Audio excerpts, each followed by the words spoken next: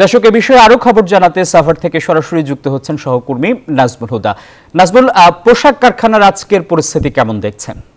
ধন্যবাদ আপনাকে। আপনি যেমনটি বলছিলেন, এই মুহূর্তে রয়েছি আশুলিয়ার জামগড়া এলাকায় এবং তৈরি পোশাক কারখানায় কিন্তু এখনও কিন্তু বেশ কয়েকটি তৈরি পোশাক কারখানায় কিন্তু কাজ হচ্ছে না এবং এছাড়াও বেশিরভাগ তৈরি পোশাক কারখানায় কিন্তু কাজ চলছে এবং এখানে যে নিরাপত্তা জোরদার করা হয়েছে এবং আপনারা জানেন যে আইন শৃঙ্খলা বাহিনী, সেনাবাহিনী, বিজিবি, র্যাব যৌথভাবেই কিন্তু আইন শৃঙ্খলা বাহিনী কিন্তু দেখছেন যে তারা নিরাপত্তা দিচ্ছে। আপনার সাথে যদি কথা বলি যে পোশাক কারখানা তো এখন কাজ চলছে, বেশিরভাগ পোশাক কারখানায় কাজ চলছে, এই নিরাপত্তা দিয়েই তো কারখানা চলছে, কি মনে করছেন?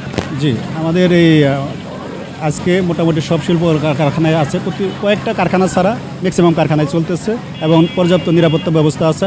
আইন শৃঙ্খলা বাহিনীর সাথে আমরা এলাকার যারা বাড়িওয়ালা আছি, এলাকার যারা সাধারণ জনগণ আছে এবং আমাদের দলীয় নেতাকর্মী যারা আছেন, তারা আমরা চেষ্টা করছি আজকের এই আইন শৃঙ্খলা বাহিনীকে সহযোগিতা করার জন্য এবং সুশৃঙ্খলভাবে যেন আমাদের এই জাতীয় সম্পদটা ভালোভাবে চলে, জাতীয় সম্পদটা যেন কোনোভাবেই কোনো দুষ্কৃতিকারীরা ক্ষতিগ্রস্ত করতে না পারে।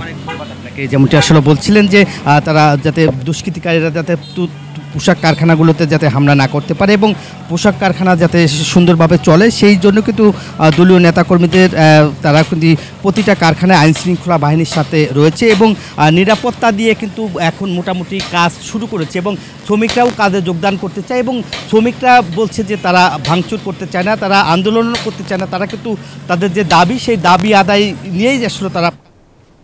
নাজমুল, আপনাকে ধন্যবাদ।